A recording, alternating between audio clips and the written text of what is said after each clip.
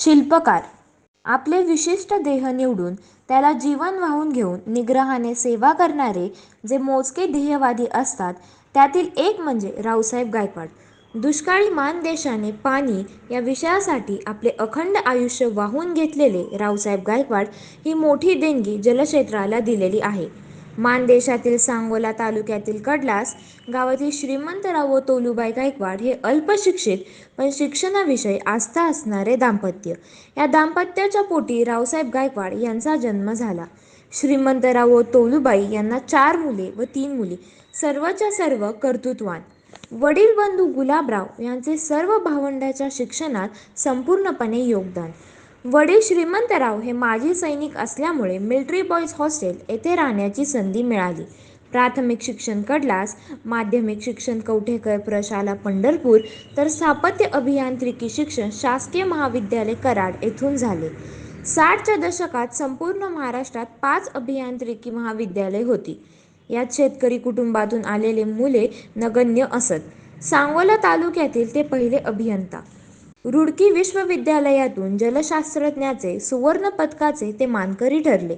National university of Ireland गॅल्वे येथून जलशास्त्रात पदव्युत्तर पदविका प्राप्त केली. कोलोराडो स्टेट युनिव्हर्सिटी येथे त्यांनी प्रशिक्षण घेतले.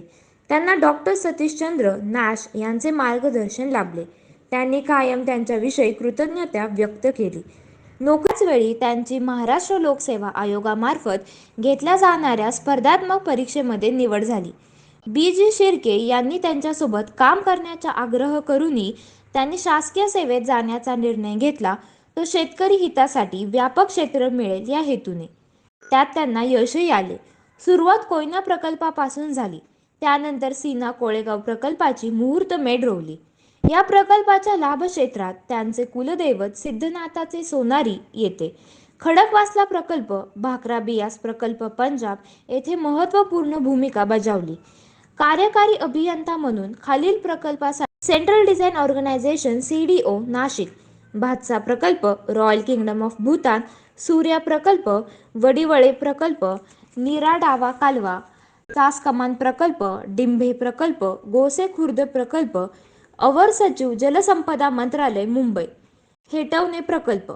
निवृत्तीनंतर भामा कन्सल्टन्सी सर्व्हिसेस पुणेची स्थापना केली.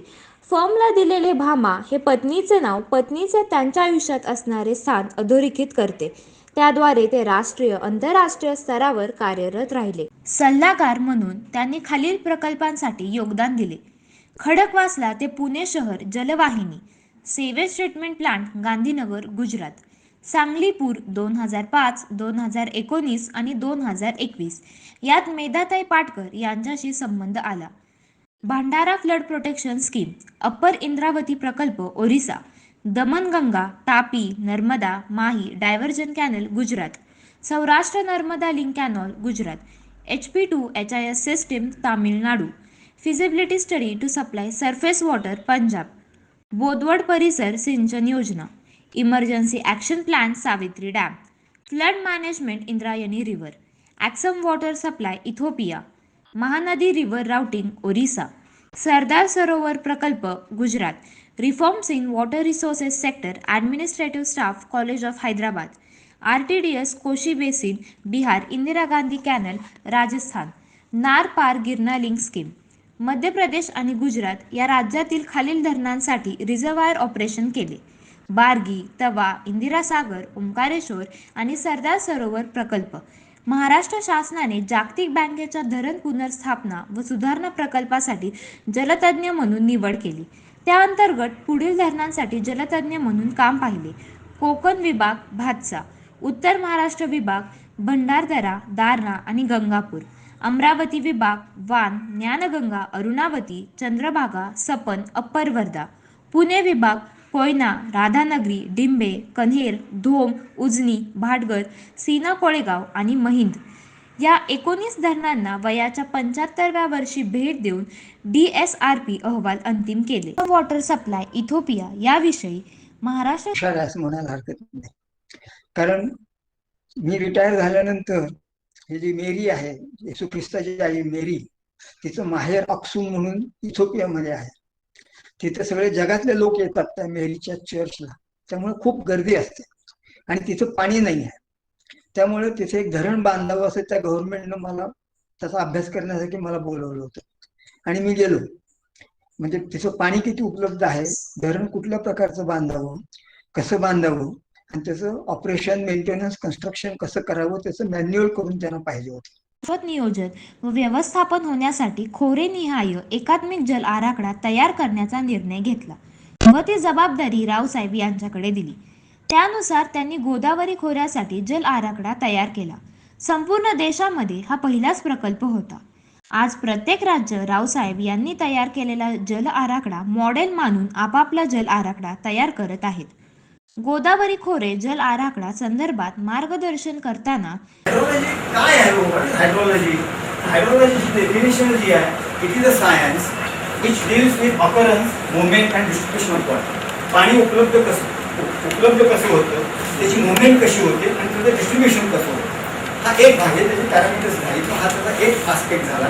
आणि ते कुठलं आपण ओव्हर अँड बिनीथ, आपण ग्राउंडवरचं पाणी म्हणजे ते रनऑफ म्हणून येतं, ते ओव्हर म्हणजे पावसाने वगैरे पडणारे जे येणार आहेत ते पाणी, आणि बिनीथ म्हणजे ग्राउंड वॉटर. तर अशा दृष्टीनं पूर्ण बेसिनमध्ये ह्या पाण्याची ऑपरन्स कसा आहे, मुवमेंट कशी आहे, डिस्ट्रीब्युशन कशी आहे, आणि त्याचं आपण ह्या स्पेक्ट्रममध्ये स्पेसेसमध्ये काय आहे ह्याच्या साधनाचं हे सायन्स. जलविकासात महत्त्वपूर्ण योगदान देणारा सक्षम अभियंता ही ओळख. अभियांत्रिकीबरोबरच पाण्याच्या सामाजिक, आर्थिक, राजकीय पैलूंचे भान ठेवून कोरडवाहू शेतकऱ्यांच्या शाश्वत उपजीविकेसाठी प्रयत्न करणारे अभियंता अशी ओळख. हायड्रोलॉजी म्हणजे RS गायकवाड हे समीकरण त्यांनी तयार केले. कोरडवाहू शेतकऱ्यांची असलेली बांधिलकी, जिव्हाळा यामुळे पाणीविषयक भूमिका सातत्याने मांडली. पाण्याच्या क्षेत्रात प्रत्यक्ष काम करून आलेल्या अनुभवाद्वारे आणि भविष्याची वेध घेण्याची क्षमता यामुळे अभियंते, धोरणकर्ते यांना नवी दिशा देण्याचे काम केले. जलक्षेत्रातील सर्व घडामोडींबाबत अद्ययावत राहणे, अत्याधुनिक तंत्रज्ञानाचा अचूक वापर करणे, योगाद्वारे तब्येत ठणठणीत ठेवत सतत कार्यरत राहणे या सहज साध्य नसणाऱ्या गोष्टी त्यांनी करून दाखविल्या. ज्येष्ठ अभिनेते अशोक सराफ यांनी अभिनय केलेली मालिका नसते उद्योग ची निर्मिती केली. अतूट, चास कमान या चित्रफितींची निर्मिती त्यांनी केली. चास कमानशी असलेली अतूट संबंध कायम केले. वाचनाची आवड लहानपणापासूनच शेवटपर्यंत केवळ टिकलीच नाही तर ती वाढतच गेली. त्यांच्याकडे विपुल ग्रंथसंग्रह होता. तो त्यांनी कडलास येथील वाचनालयाकडे सुपूर्द केला. पुस्तक वाचल्यानंतर ते टिपण काढत, लेखकाला आपला अभिप्राय कळवित असत. त्याचवेळी इंटरनॅशनल असोसिएशन फॉर हायड्रॉलिक रिसर्चमध्ये rain gauge network design in space and time या विषयावर शोध निबंध सादर करीत असत. ही गोष्ट त्यांच्यासारख्या अनेक व्यापत असलेल्या व्यक्तीला साहित्याविषयीची नित्यचिंतन आणि आस्था यामुळे शक्य झाली. अत्यंत धार्मिक वृत्ती. गावी कडलासला सिद्धेश्वर मंदिराचा जीर्णोद्धार, तुळजाभवानी देवीवर प्रचंड श्रद्धा, नवरात्रात 9 दिवस उपवास, चेहऱ्यावर असणारे तेज, ऊर्जा देवीचे भक्त असल्याची साक्ष, सतत सढळ हाताने मदत करण्याचा स्वभाव, अनेकांना आयुष्यात उभे केले. केलेल्या मदतीची वाच्यता कोठेही केली नाही. मोठी माणसे साधी असतात याचे मूर्तिमंत उदाहरण. भाऊ, बहीण, पुतणे, भाचे या सर्वांना सर्वतोपरी मदत, भक्कम आधार. गावातील मुलांसाठी 25 ते 30 वर्षांपूर्वी मोफत संगणक प्रशिक्षणाची सोय केली. त्यांचा मुलगा डॉक्टर सयाजीराव आणि सूनबाई डॉक्टर सुनीता या वैद्यकीय क्षेत्रात कार्यरत आहेत. र.य. गायकवाड ट्रस्टच्या माध्यमातून कृषी पदविका अभ्यासक्रम, डेअरी डिप्लोमा कॉलेज, चारा छावणी आदी समाज उपयोगी उपक्रम उत्तमपणे चालवत आहेत. नातू स्वप्नील, डॉक्टर सुमित, श्रुती, प्रारब्धी, तनिष्का आपापल्या क्षेत्रात कार्यरत आहेत. नातू ध्रुव भामा कन्सल्टन्सी सर्व्हिसेस पुणे ची धुरा समर्थपणे सांभाळत आहे. प्रदीर्घ सहवास लाभलेले शिवानी, आदित्य परदेशात नावलौकिक वाढवत आहेत. समाजाची महत्त्वाची क्षेत्रे म्हणजे राजकीय, प्रशासकीय, उद्योग यामध्ये सिंधू, विजया, सई यांचे यजमान नागेश मामा, शिवाजीराव, अशोकराव कार्यरत आहेत. रावसाहेबांच्या आयुष्यातील वेगवेगळ्या टप्प्यांवर 3 व्यक्तींचे वैशिष्ट्यपूर्ण स्थान आहे. त्या म्हणजे आई तोलूबाई, पत्नी भामा आणि मुलगी विजया. माझा दुसरा एक उद्देश असा आहे की मला ह्या शास्त्राचं ज्ञान आहे आणि ह्या शास्त्राचं ज्ञान जर एका चांगल्या कामाला उपयोग करत असेल तर ते करावं. आणि ते मी भामा कन्सल्टन्सी त्या कन्सल्टन्सी मार्फत मी करतो. तर हे ज्ञान वापरण्यासाठी आमची वैयक्तिक आणि एक्सटेंडिंग फ्री हँड, मला कोणाकडून काही नको आहे. फक्त तुम्ही डेटा आम्हाला द्या, डेटा सगळा घेऊन या. प्लीज डू नॉट कम की आम्ही हे केलं हे बरोबर आहे असं बघा. कारण काय होतं कोणाचे उत्तर सायन्टिफिक येत नाही. तर तुम्ही आम्हाला डेटा देताना सॉफ्ट कॉपीज देत सर. म्हणजे मग सॉफ्ट कॉपीवर आम्ही तिथं तुम्हाला दाखवू शकतो, बघू शकतो काय करता येईल. आणि जास्तीत जास्त मंथ वाईज, कारण मंथ हे युनिट करावंच लागेल आपल्याला. मंथ हे युनिट करायला लागेल. आणि रेनफॉल रनऑफ डेटावरती इक्वेशन्स कॅचमेंट बिहेवियर कशी काढता येईल ती काढून या फॉर्मॅटमध्ये कशी बसवता येईल याच्यासाठी जास्तीत जास्त आमच्याकडून तुम्हाला एक्सटेन्शन कॉर्पोरेशन राहील. You are welcome any time. फक्त तुम्ही आणि विनंती एवढीच आहे की तुम्ही सॉफ्ट कॉपीमध्ये अशासाठी पाठवा की जर काही आम्हाला अनालिसिस करून बघायचं असेल तर आम्ही आमच्या स्तरावर तुम्ही याच्या अगोदर करून सांगू शकतो या असं करू नये की त्यामुळे मग आम्हाला टाईप वगैरे करत बसावं लागणार नाही. ते आम्ही वापरू शकू, तुमच्या समोर ते तुम्हाला दाखवू शकू. आणि एक चांगला प्रकल्प, चांगला प्रोजेक्ट आपल्याला एक स्टेपचं काम आहे. एक विषयाबद्दल मला ती माहिती असल्यामुळे त्या विषयाचं मी देणं आहे. आणि त्या भावनेतनं ह्या प्रश्नाकडे मी दुसरा भाग म्हणून बघतो.